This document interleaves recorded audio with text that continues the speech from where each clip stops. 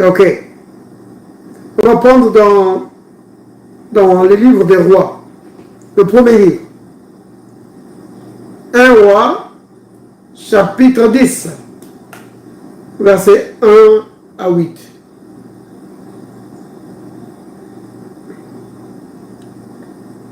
Un roi,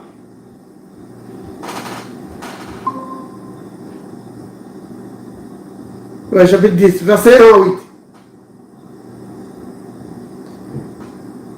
Alors, les Écritures disent ceci. Je peux lire? Tu peux lire. J'ai lu la parole du Seigneur. 1 roi 10, verset 1 à 8. 1 à 8. La reine de Séba a pris la renommée que possédait Salomon et la gloire de l'Éternel, et elle vint pour l'éprouver par des énigmes. Des énigmes. Elle arriva à Jérusalem avec une suite fort nombreuse et avec des chameaux portant des aromates, de l'or en très grande quantité et des pierres précieuses. Elle se rendit auprès de Salomon et lui dit tout ce qu'elle avait dans le cœur. Salomon répondit à toutes ces questions et il n'y eut rien que le roi ne sut lui. La reine de Saba vit toute la sagesse de Salomon et la maison qu'il avait bâtie, et les mets de sa table, et la demeure de ses serviteurs, et les fonctions et les vêtements de ceux qui le servaient, et ses chansons, et ses holocaustes qu'il offrait dans la maison de l'Éternel. Or d'elle-même, elle dit au roi, c'était donc vrai ce que j'ai appris dans mon pays au sujet de ta position et de ta sagesse. Je ne le croyais pas avant d'être venu et d'avoir vu de mes yeux. Et voici, on ne m'en a pas dit la moitié. Tu as plus de sagesse et de prospérité que la renommée ne me l'a fait connaître. Heureux tes gens, heureux tes serviteurs qui sont continuellement devant toi, qui entendent ta sagesse. Amen. Amen. Yeah. Donc, ici, la reine de Séba est venue pour voir le roi Salomon. Et pourquoi elle est venue voir le roi Salomon? Parce qu'elle a entendu parler de Salomon. Elle a entendu parler de la sagesse de Salomon, de la gloire de Salomon. Donc, quand les gens qui voyageaient, les gens des caravanes, venaient en Éthiopie, ou dans ce royaume, dans le royaume de Séba, ces gens apportaient ces témoignages-là. Ils avaient des histoires et des histoires à raconter sur la sagesse de Salomon, sur sa gloire, sa richesse, son palais.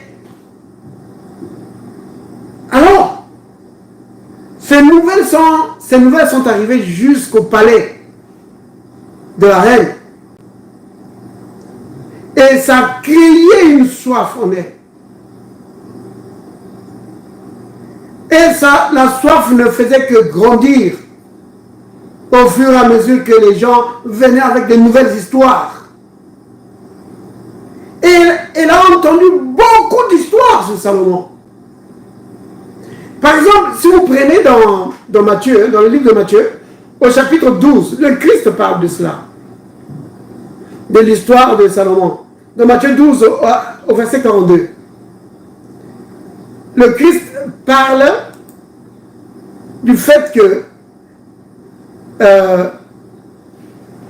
la reine de Séba est venue pour voir, pour entendre la sagesse de Salomon. Donc, Matthieu 12. Verset combien? Verset 42.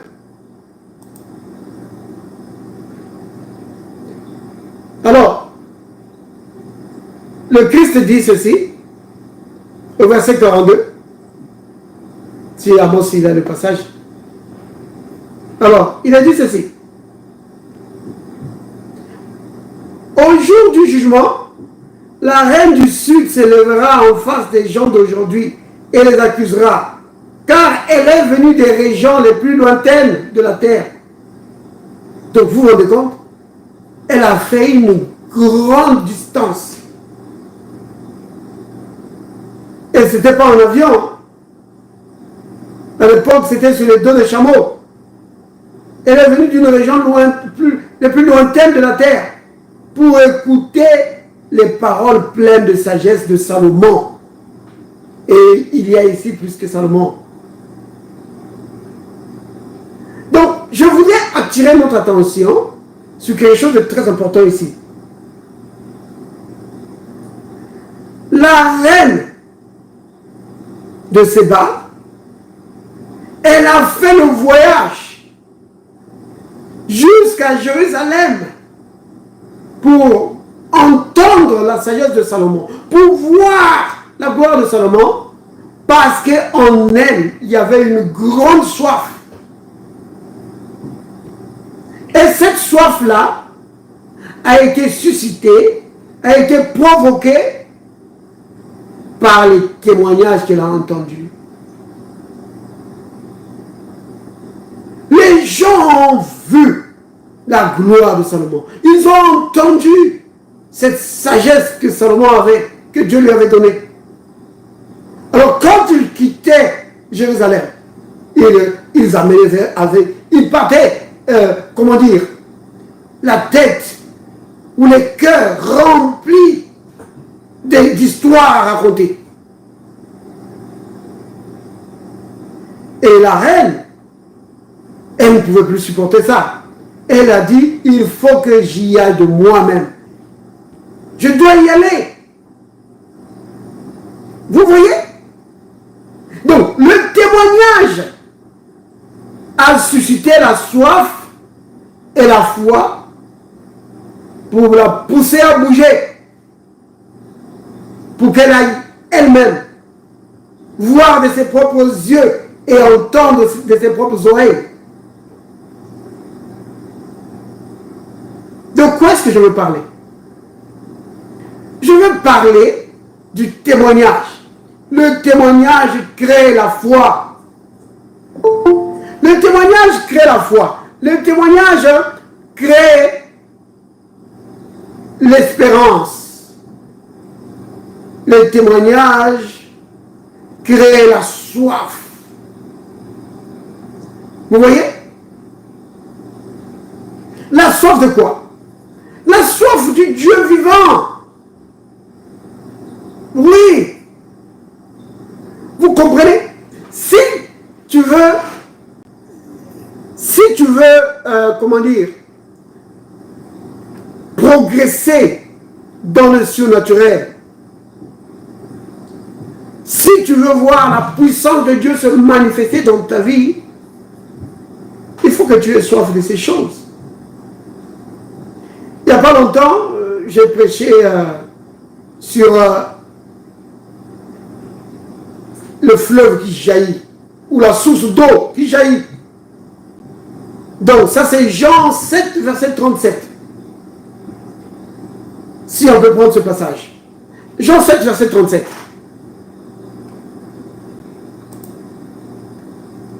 Donc, Loïs, je ne sais pas si tu peux lire ça. Jean 7, verset 37. Le dernier jour, le grand jour de la fête, Jésus se tenant debout s'écria, si quelqu'un a soif, qu'il vienne à moi et qu'il boive. Amen. Tu peux continuer. Celui qui croit en moi, des fleuves d'eau vive couleront de son sein, comme le dit l'Écriture. Amen. Continue s'il te plaît. Je vais te dire là, tu vas t'arrêter. Il dit cela de l'Esprit que devaient recevoir ceux qui croiraient en lui, car l'Esprit n'était pas encore, parce que Jésus n'avait pas encore été glorifié. Amen. Vous avez entendu? Donc, en parlant du Saint-Esprit, Jésus dit que celui qui a soif, qu'il vienne à moi. Donc, tout le problème, c'est ça. La soif. Nombreux n'ont pas soif de Dieu. Vous voyez? Nombreux n'ont pas soif de Dieu. Ils sont indifférents. Mais, s'ils peuvent seulement écouter les témoignages, si tu prends le temps d'écouter les témoignages des gens qui ont été touchés par Dieu, les témoignages vont produire en toi une soif. Une soif de voir ces choses se réaliser dans ta vie. Oui. C'est pourquoi c'est important de témoigner. Un témoignage, c'est quelque chose de très puissant. En tout cas, un témoignage vraiment spirituel, c'est quelque chose de très puissant. Et une histoire que tu racontes, pour témoigner de la grandeur de Dieu, pour témoigner de l'amour de Dieu, de la bonté de Dieu, de la marque de Dieu, de la puissance de Dieu, de l'intervention de Dieu dans ta vie. Quand les gens vont entendre ça, ça va les édifier. Un témoignage, c'est quelque chose de puissant, bien aimé. C'est quelque chose de puissant. La victoire est dans les paroles du témoignage. Ça, c'est Apocalypse 12, verset 11, quand il dit « Ils l'ont vaincu grâce au sang de l'agneau et des paroles de leur témoignage. » Oui. Un bon témoignage, bien-aimé, c'est une prédication. C'est une prédication. Bon, j'ai déjà fait un enseignement là-dessus, que je vais bientôt publier, sur ce que c'est la prédication. Une prédication, la Bible dit, en fait c'est plutôt dans le terme en grec, donc dans le Nouveau Testament, là où vous voyez prêcher, en fait c'est l'expression grecque kérousso, qui veut dire annoncer, faire connaître publiquement, proclamer. Maintenant, quand tu vois annoncer, proclamer, faire connaître publiquement, quand tu cherches les synonymes, tu tombes à quoi ça? À témoigner. Vous voyez? Donc, le témoignage produit la soif. Le témoignage suscite la foi, suscite l'espérance. Oui. Oh bien-aimé, c'est quelque chose de tellement important. Et la reine de Séba, elle a entendu les témoignages sur Salomon. Alors ça a créé la soif en elle. Une soif qui l'a poussée à voyager. Parce qu'elle avait tellement de questions. Elle s'est posé tellement de choses, de questions dans sa vie. En tant que reine d'un royaume, elle avait certainement beaucoup de préoccupations. Des questions sur lesquelles elle n'avait pas de solution. Mais elle s'est dit quoi? Il y a un homme qui a une sagesse comme ça? Alors moi je vais aller le voir. Je vais lui soumettre mes problèmes. J'ai parlé à mes conseillers. Personne n'a pu me donner la réponse. Donc il y a beaucoup de questions sur lesquelles elle n'avait pas de réponse. Il a dit alors je vais aller voir cet homme. Et la Bible dit que quand elle est venue chez Salomon, Salomon lui a donné la réponse sur toutes les questions qu'elle a posées. Alors là, elle était hors d'elle-même. Elle a dit, c'était donc vrai? Vous voyez? C'est cela. Le témoignage a produit en elle la soif. Bien aimé, c'est cela. Ici, on parle de la reine de Salomon, de la reine de Séba plutôt, qui est allée voir Salomon, mais ça peut être quelqu'un qui est malade. Tu écoutes les témoignages de la façon dont Dieu a agi dans la vie des gens. Ça va susciter la soif en toi. Ça va susciter la foi. Oui. Peut-être que tu pensais avant qu'il n'y avait pas d'espoir pour toi. Mais quand tu entends comment Dieu agit dans des cas qui sont beaucoup plus difficiles que ton cas, alors, l'espoir est né. La foi prend place. Et tu peux croire que non, Dieu va agir aussi pour moi. Parce que ce Dieu ne fait pas de favoritisme. Ce qu'il a fait avec lui, il va faire aussi avec moi. Le témoignage, bien aimé, c'est capital. Oui. Le témoignage est capital, bien aimé. Ici, dans le groupe, nous voyons que ces jours-ci, on a entendu beaucoup de témoignages. Notamment le témoignage de la sœur Angèle. Sœur Angèle a donné 2 témoignages. Il y a un témoignage qu'il a donné un peu plus longtemps sur comment elle a été délivrée de la tension artérielle et de la tension oculaire. Et samedi dernier, ou plutôt c'était mercredi, elle a donné le témoignage sur comment elle a été délivrée du cancer des seins. Quand tu écoutes ces témoignages-là, ça doit t'encourager. Comment tu vois que la puissance de Dieu s'est manifestée dans la vie de notre sœur. Tu dis, oh, ça peut arriver aussi pour moi. Mais maintenant, quand tu écoutes le témoignage, bien aimé,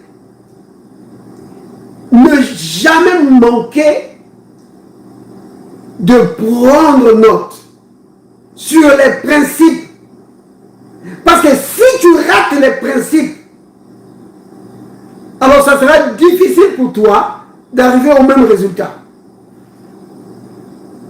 Vous comprenez? Quand tu écoutes un témoignage, fais attention à l'histoire qui est racontée. Derrière l'histoire, il y a des principes. Et tu dois t'attacher à ces principes-là. Vous comprenez? Je pense que je vous ai déjà parlé de l'histoire de la femme à la perte de sang. Dans Marc chapitre 5. La Bible dit que, ayant entendu parler de Jésus, qu'est-ce qu'elle a entendu parler? Elle a entendu parler des miracles que Jésus faisait. Et comment ça se faisait?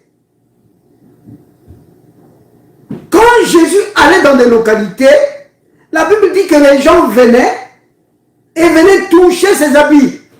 Et tous ceux qui venaient toucher les habits de Jésus étaient guéris. Alors la dame a entendu parler de ça. Elle a dit, oh, moi aussi, je vais y aller. Je vais seulement aller toucher son vêtement. Et je vais être guéri. Vous voyez? C'est parce que cette femme a entendu parler de guérisons qui s'opéraient par Jésus que la foi, l'espérance a été suscitée en elle. Que la soif de la guérison a augmenté. Oui. Elle s'est dit, mais moi aussi. Moi aussi. Je suis resté 12 ans dedans, maintenant c'est fini. Moi aussi, c'est mon temps. Mon heure est arrivée. Aujourd'hui, ça va être mon jour. Je vais aller, je vais toucher son vêtement. Et je vais être guéri. Vous voyez? Donc, le témoignage qu'elle a entendu a suscité en elle une foi assez solide pour aller télécharger la puissance qui reposait dans le Christ. Beaucoup de gens venaient toucher Jésus. Mais Jésus n'a jamais dit, qui m'a touché? Qui m'a touché? Non. Tout le monde venait le toucher. Mais quand Jésus a dit, qui m'a touché? Même les disciples étaient surpris. Ils ont dit, mais Rabbi, ça c'est quelle question ça? Mais tout le monde te touche. Jésus dit, non, il y a quelqu'un qui m'a touché d'une manière particulière. Pourquoi? Parce que le Christ dit, il a senti une force. C'est ça la puissance de Dieu. La puissance de Dieu, c'est une force, c'est une puissance, c'est une énergie. Oui, c'est plus puissant que l'électricité. C'est sorti. J'ai vu une main levée là. Oui, c'est moi. J'ai une question. Est-ce que quand la femme là qui était atteinte de perte de sang, qui a touché le vêtement de Jésus, est-ce qu'elle a juste touché ou elle a genre arraché un morceau pour le garder avec elle? Non, elle n'a pas arraché un morceau. Elle n'avait pas besoin. Elle n'avait pas besoin d'arracher un morceau. Elle a juste touché le bord de son vêtement. C'était tout. Quand elle a touché le bord du vêtement de Jésus, la puissance est sortie. L'onction qui était en Jésus est sortie. Maintenant, vous remarquez une chose là. C'est l'onction qui était en Jésus était là, disponible pour tout le monde. Disponible pour tous ceux qui étaient dans le besoin. Vous voyez? Mais comment il fallait prendre ça? Par la foi. Vous voyez? Et cette femme, c'est parce qu'elle a entendu parler de Jésus qu'en elle, la foi a été bâtie. C'est pourquoi elle est venue, elle a touché. Elle a pu être guérie. Vous voyez? La puissance de guérison de Jésus est encore disponible aujourd'hui. Si dans ton cœur, tu bâtis assez de foi pour s'approcher de lui et saisir son vêtement, encore, c'est la même chose va se passer. Oui, cette puissance est éternelle. Vous comprenez? Alors, cette dame, sa foi a été bâtie par les témoignages. Le témoignage suscite la foi, ça suscite de l'espoir, l'espérance, ça produit la soif. La soif. Oui. Oh là là. Dans le psaume 42, il est dit ceci. Écoutez ça. Psaume 42, verset 1. Il est dit au chef des chants, cantique de fils de Corée. Je peux lire? Comme une biche soupire après des courants d'eau, ainsi mon âme soupire après toi, ô Dieu. Mon âme a soif de Dieu, du Dieu vivant. Psaume combien? Psaume 42. Donc là, je lis le verset 2. Mon âme a soif de Dieu, du Dieu vivant. Vous voyez? Il dit quand, bon, ici là, cette partie ici là, quand il dit quand irai-je paraîtrai devant ta face, la face de Dieu. Bon, ici il parle de la présence de Dieu. La présence de Dieu, pour nous qui sommes dans le Nouveau Testament, la présence de Dieu est continuellement avec nous. Vous comprenez? Qui peut me dire pourquoi la présence de Dieu est continuellement avec nous? Pourquoi? Parce qu'il vit dans notre corps. Parce qu'il vit en nous. Parce qu'il vit en nous. Donc sa présence est continuellement avec nous. N'est-ce pas? Mais quand quelqu'un dit « j'ai soif de Dieu », il n'a pas simplement soif, il n'a pas seulement soif de sa présence, non. Il a soif de voir la main de Dieu, de voir sa puissance, cette puissance se manifester. Vous voyez? Donc, notre soif à nous dans le Nouveau Testament, c'est pas comme la soif dans l'Ancien Testament. Dans l'Ancien Testament, la présence de Dieu était enfermée dans les saints des saints.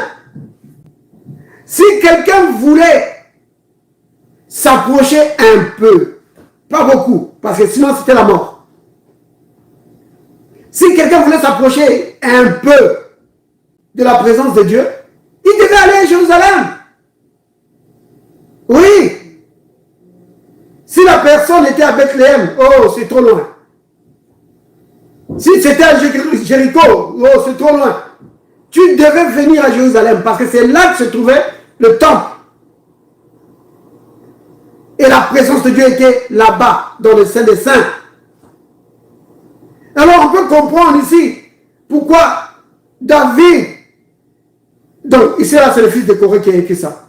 Ils ont dit, mais j'ai soif de Dieu. Ici il voulait parler de sa présence, qu'il avait soif d'être dans la présence de Dieu. Oui. Mais nous, cette présence est avec nous, continuellement avec nous. Parce que le Saint-Esprit habite en nous. Comme l'apôtre Paul le dit dans 1 Corinthiens 6, au verset 19. Il dit, ne savez-vous pas que vous êtes le temple de Dieu, que l'Esprit de Dieu habite en vous?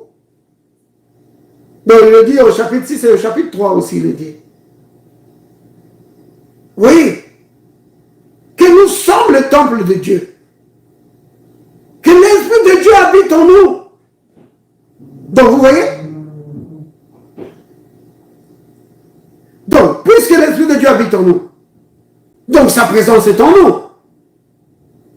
Mais nous voulons voir cet Esprit qui est en nous se manifester. Voilà.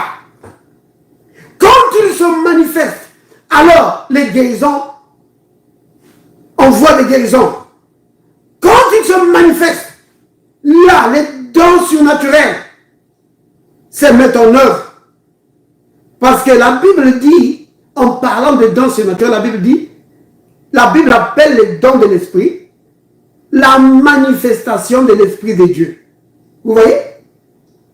Donc, il y a sa présence qui est en nous et il y a sa manifestation. C'est vraiment important. Quand l'Esprit de Dieu vient, il te fait parler en langue, il te fait chanter, tu cries, c'est très bien. Mais ne t'arrête pas là. Continue à être assoiffé. Oui, à avoir soif de la manifestation de cet esprit dans ta vie. Oui, que l'Esprit de Dieu se manifeste dans sa puissance pour qu'il se fasse des guérisons et des miracles dans le puissant nom de Jésus. Oui. Pourquoi? Parce que Jésus a dit que vous recevrez une puissance, le Saint-Esprit survenant sur vous. Vous comprenez? Donc quand le Saint-Esprit vient, c'est pas seulement le parler en langue, c'est pas seulement des chants, c'est la puissance qui se manifeste pour guérir, pour détruire les œuvres du diable. Oui. Et alors, là, tu peux évangéliser avec puissance. Parce que l'évangélisation, comme c'est marqué dans Marc 16, au verset 20,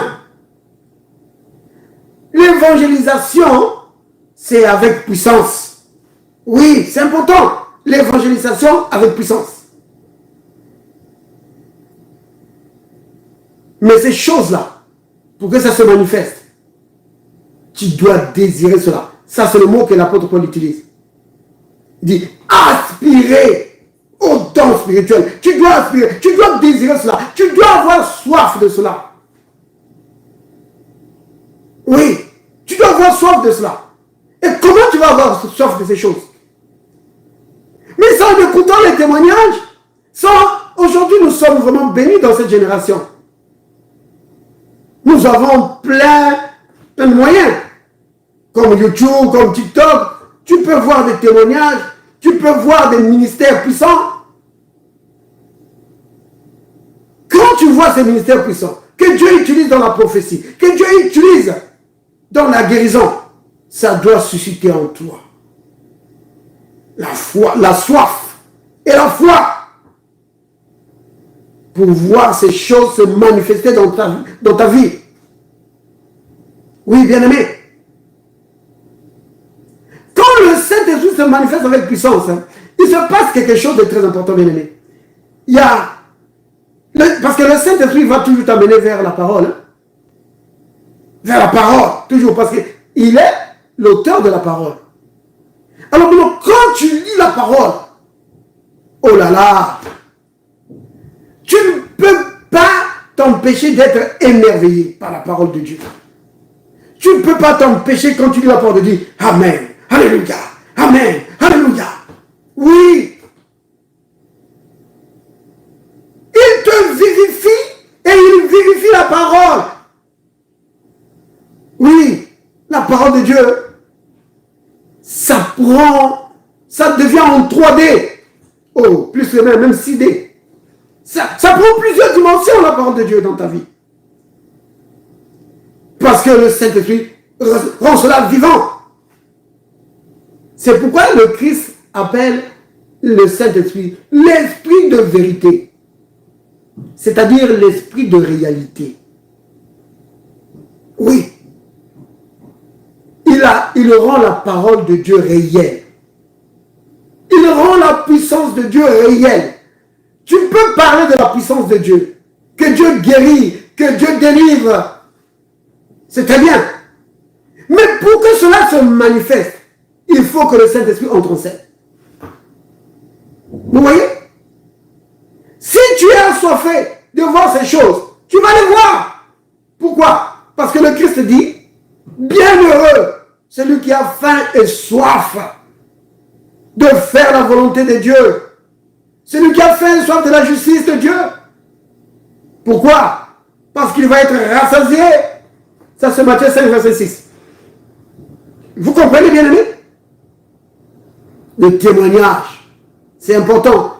C'est pourquoi, bien aimé, qui donnait le témoignage, comme sœur Rolène, qui a donné le témoignage, je crois que c'était, je ne sais pas si c'était mercredi ou dimanche.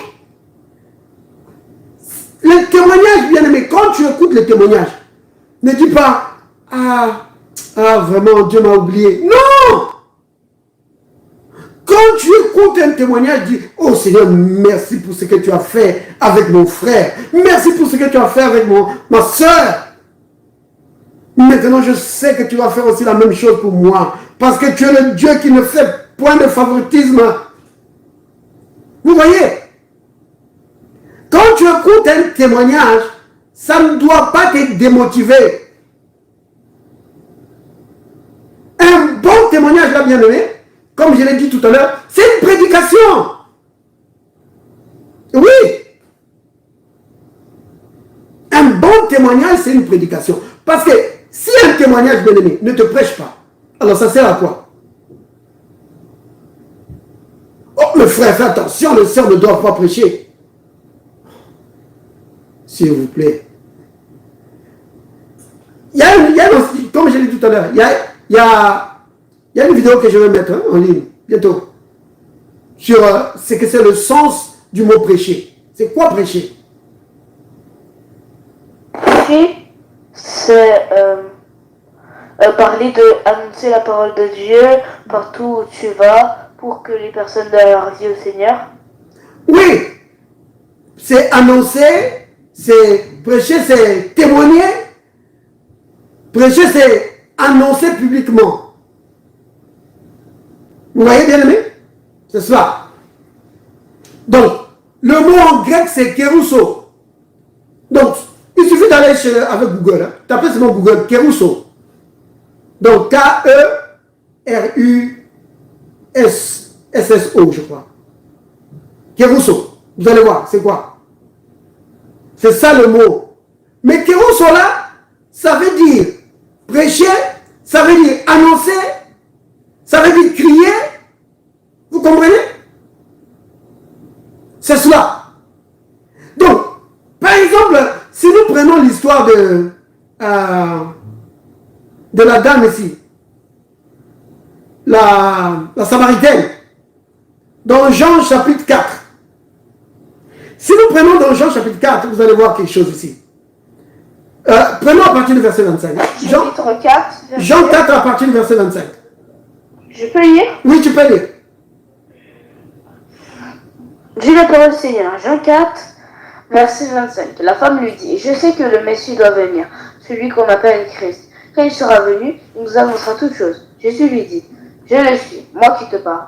Là-dessus arrivèrent ses disciples, qui furent étonnés de ce qu'il parlait avec une femme. Toutefois, aucun ne dit, que demandes-tu ou de quoi tu parles avec elle? Alors la femme, ayant laissé sa cruche, s'en alla dans la ville et dit aux gens, venez voir un homme qui m'a dit... Vous entendez ça? Qu'est-ce que la femme a fait? Elle est partie en ville et dit aux gens, venez voir. Venez voir. Elle m'a dit... Elle est allée témoigner, n'est-ce pas? Alors, vous m'entendez, hein? Oui.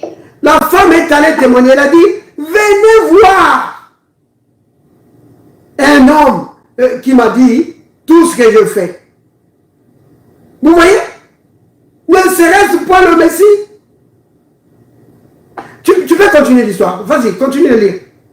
Ils sortirent de la ville et il vint vers lui. Pendant ce temps, les disciples le pressaient de manger, disant, Rabbi, mange. Mais il leur dit, j'ai mangé une nourriture que vous j'ai à manger une nourriture que vous ne connaissez pas. Les disciples se disaient donc les uns aux autres, quel lui aurait-il apporté à manger? Jésus leur dit, la nourriture est de faire à la volonté de celui qui m'a envoyé et d'accomplir son œuvre. Ne dites-vous pas qu'il y a encore 4 mois jusqu'à la moisson?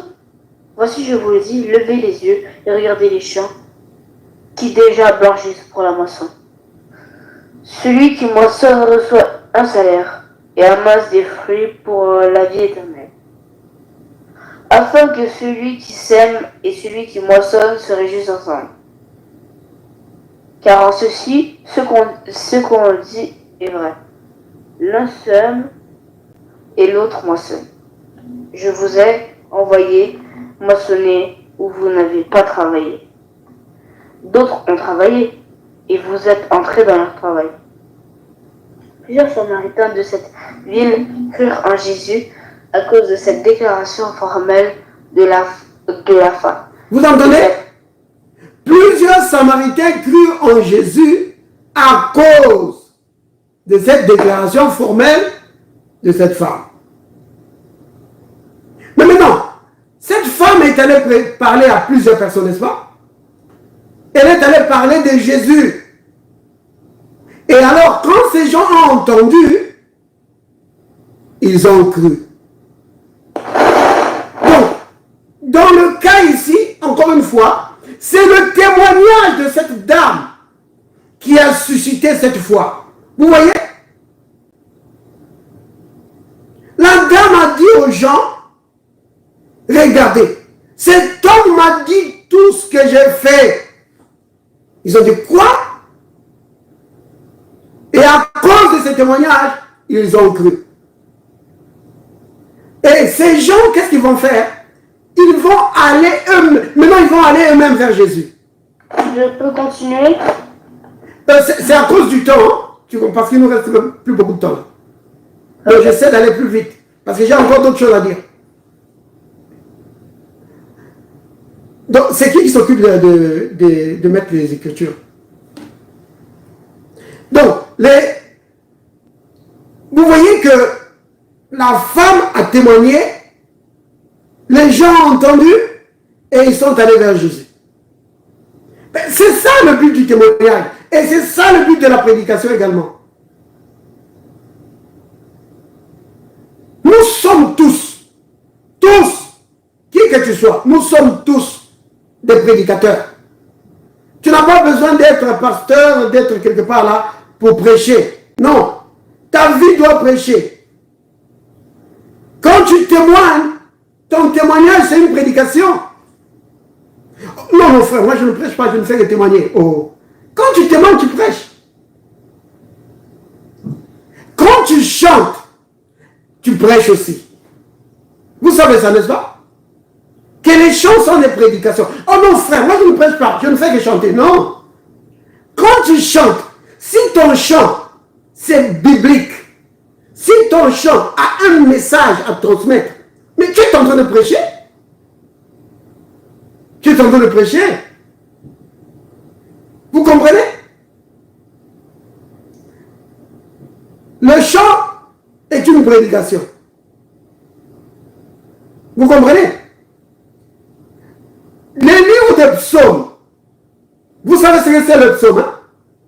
Dans la Bible. Oui, c'est des cantiques de David, je pense. Le mot psaume, ça veut dire cantique, justement. Vous comprenez? Donc, les psaumes, c'est des chants. C'est des chants. Et Dieu a mis des chants dans sa parole. Pourquoi? Pour nous enseigner par les chants. Oui. Mais s'il y a aussi psaume, pourquoi il y a cantique des cantiques?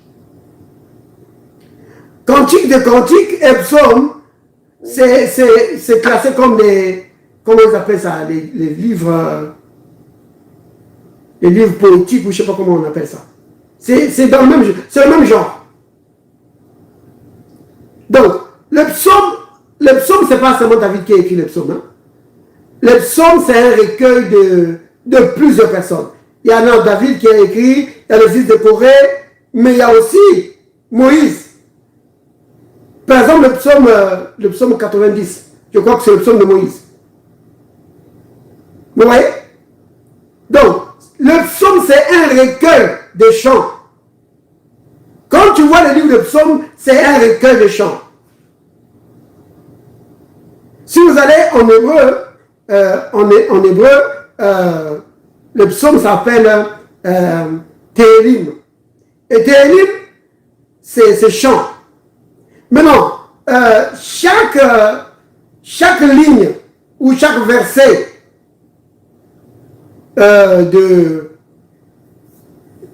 pas chaque verset, chaque chapitre des psaumes, c'est appelé Mismor.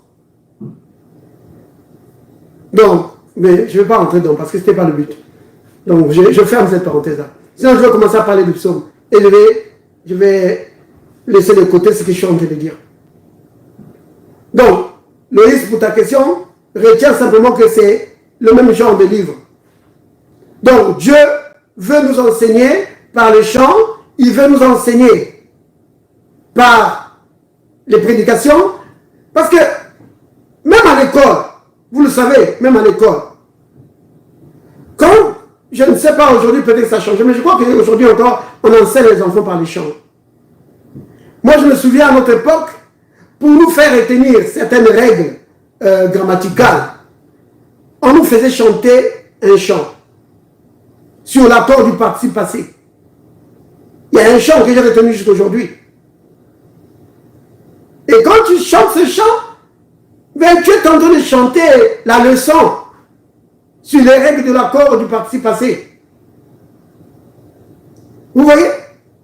Pourquoi on a fait ça? C'est parce que c'est comme ça que c'est fait. Que c'est beaucoup plus facile de retenir une leçon par le chant. Et c'est pourquoi Dieu, il utilise le chant pour transmettre des vérités bibliques. Parce que les gens retiennent facilement les chants. Vous comprenez? C'est pourquoi ceux qui enseignent la parole de Dieu par le chant sont aussi des serviteurs de Dieu, comme les prédicateurs ou les pasteurs. Oh oui. Mais non, je ne parle pas ici de tous ceux qui chantent, bien-aimés. Je parle ici des gens qui ont vraiment un appel divin pour ça. Oui, vous voyez vraiment que cette personne a vraiment la marque de Dieu vraiment dans son ministère. Oui, c'est pourquoi vous voyez, à beaucoup d'endroits, quand ces gens se produisent, quand ils chantent des cantiques, il y a des guérisons, il y a des miracles qui se passent. Parce que ce n'est pas des chansons pour distraire.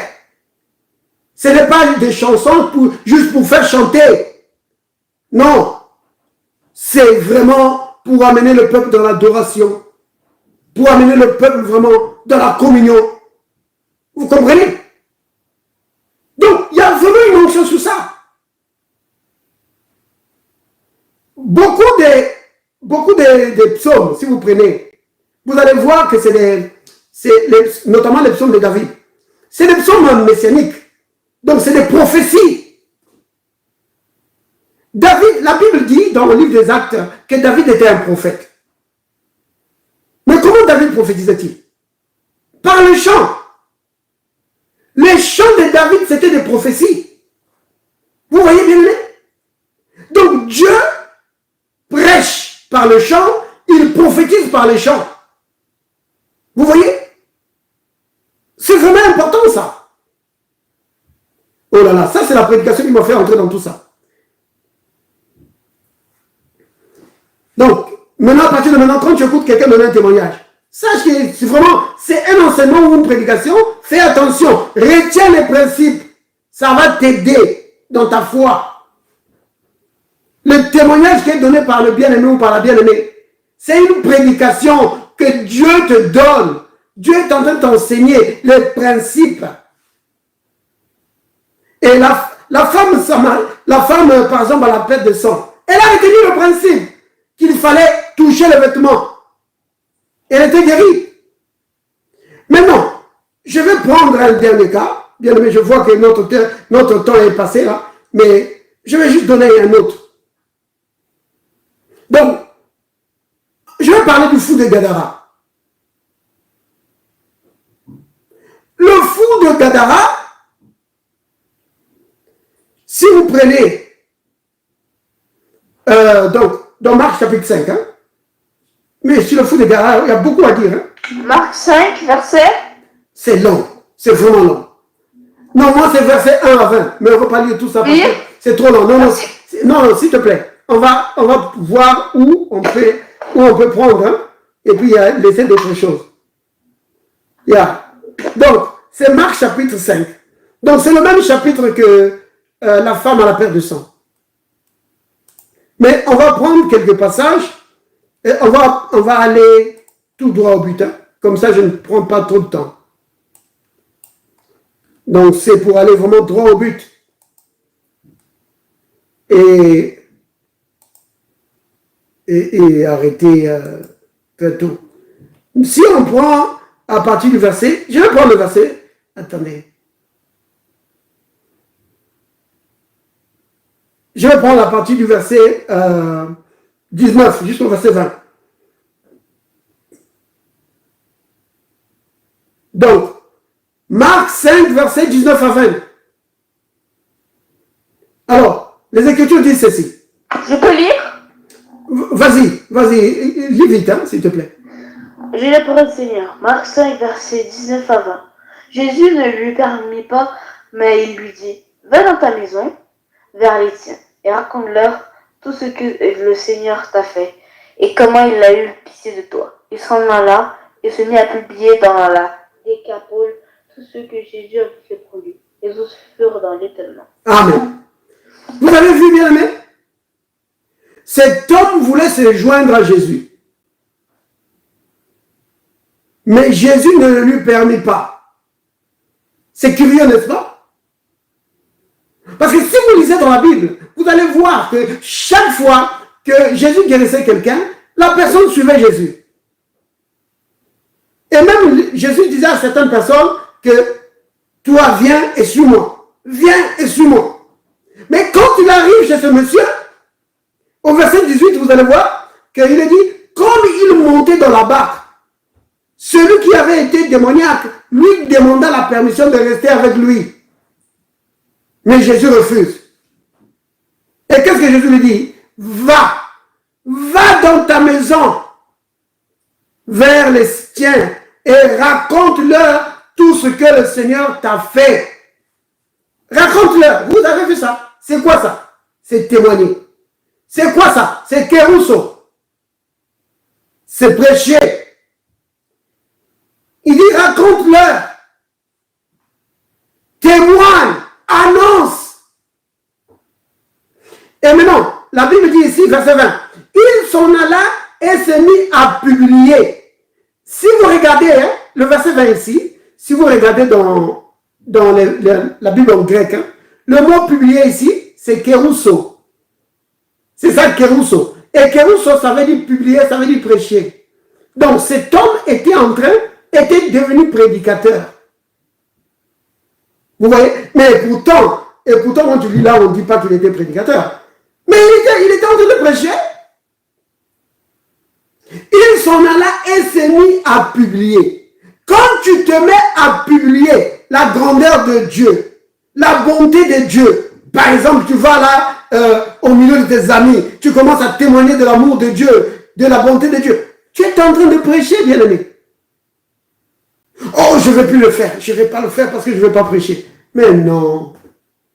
La prédication, c'est pour tous les enfants de Dieu. Pas seulement pour les pasteurs. Ça, c'est dans la région qu'on fait ça. C'est pour tous les enfants de Dieu.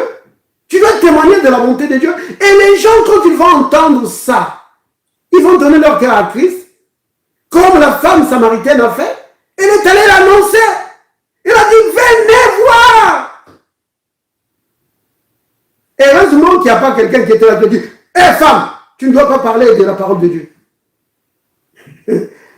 Heureusement qu'il n'y a pas eu quelqu'un comme ça. Vous comprenez? C'est vraiment important. Il y a une dame qu'on appelle Betty Baxter. Cette dame, elle est née avec une malformation. Donc, elle était vraiment dans une condition difficile au niveau de sa colonne vertébrale. Et c'était des douleurs incroyables. Depuis qu'elle était petite, jusqu'à l'âge de 16 ans. On l'avait soignée, mais rien ne marchait. Et à cause des douleurs, on lui donnait de la morphine pour calmer. Mais à un certain moment, la morphine ne faisait plus d'effet. Alors, les médecins ont dit aux parents et aussi à la sœur Betty, on lui a dit qu'on ne peut plus te donner de la morphine parce que ça ne fait plus d'effet. Mais elle devait souffrir comme ça. Et un jour, le Christ est apparu. Le Christ est venu la visiter. Le Christ est apparu comme ça à Betty Baxter. Et le Christ l'a touchée. Elle était guérie. Le Christ lui a dit ceci. Va maintenant raconter ce que j'ai fait pour toi. C'est comme l'histoire de ce monsieur, hein, n'est-ce pas? C'est comme l'histoire du fou de Gadara. Jésus a dit à Betty Baxter, va raconter maintenant ce que je fais pour toi. Alors, Betty Baxter a parcouru le monde en train de raconter la bonté de Dieu, comment le Christ l'a touché. Et chaque fois qu'elle racontait son histoire, les gens étaient guéris. Oh oui, les gens étaient guéris. Vous pouvez regarder sur YouTube, vous tapez Betty Baxter, vous allez voir l'histoire de Betty Baxter. Et longtemps, elle a accompagné Oral Robert. Oui. Mais à votre avis, qu'est-ce qu'elle faisait? Oh, elle témoignait. Mais elle prêchait. Prêcher, c'est pas seulement dire, bien aimé, prenez dans la Bible, dans Matthieu chapitre. C'est pas ça. Quand tu parles, tu annonces la bonté de Dieu. Quand tu annonces l'amour de Dieu devant les gens, tu proclames cela. Quand tu annonces ce que Dieu a fait dans ta vie, si c'est quelque chose de spirituel, d'édifiant, mais tu es en train de prêcher. Quand tu chantes des cantiques devant le peuple, tu es en train de prêcher. Que Rousseau, c'est cela. Oh, béni soit le nom du Seigneur. Donc, ce que je voulais dire, bien aimé, c'est ceci. C'est que le témoignage, mais vous avez compris ce que c'est le témoignage. Hein? C'est annoncer la bonté de Dieu, ce que Dieu a fait dans ta vie. Quand tu témoignes, comme le témoignage que tu as donné, sœur Rolène, comme le témoignage que notre sœur Angèle a donné, bien aimé. En tout cas, je ne sais pas pour vous, mais moi, ça m'a édifié. Les témoignages, c'est ce que ça fait. Ça édifie. Ça suscite la foi. Tu sais que Dieu va faire pour moi comme il a fait pour la sœur. Béni soit le nom du Seigneur. Parce que c'est un Dieu rempli d'amour, de bonté et de miséricorde, qui ne fait point de favoritisme. Alors, disons tous ensemble, Père, merci pour ton amour envers moi.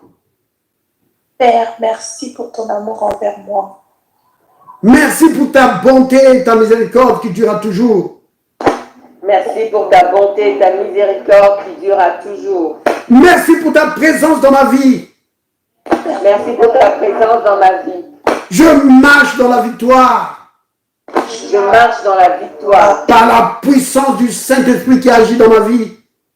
Par la puissance du Saint-Esprit qui agit dans ma vie. Au nom de Jésus. Au nom de Jésus. Amen. Amen. Soyez bénis. Soyez bénis.